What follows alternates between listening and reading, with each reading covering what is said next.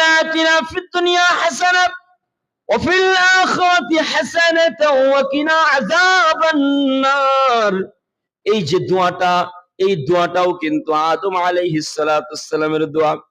ওই দোয়াকে আল্লাহ তাআলা সংরক্ষিত রাখার জন্য হজের এমন একটা, তওয়াফের এমন একটা নিয়ম করে দিয়েছেন যে রুকনে ইয়ামান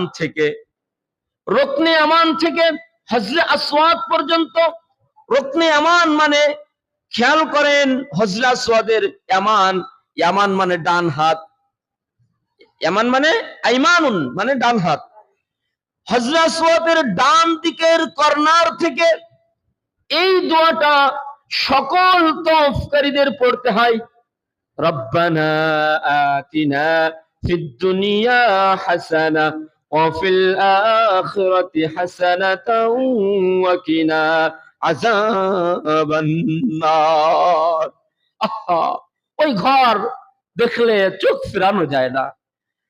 এক কালো গিলাফ দ্বারা ওটাকে আল্লাহ তাআলা সংরক্ষণ করেছেন, কালো গিলাফ দ্বারা মোড়ানো। কি আছে ওই ঘরে?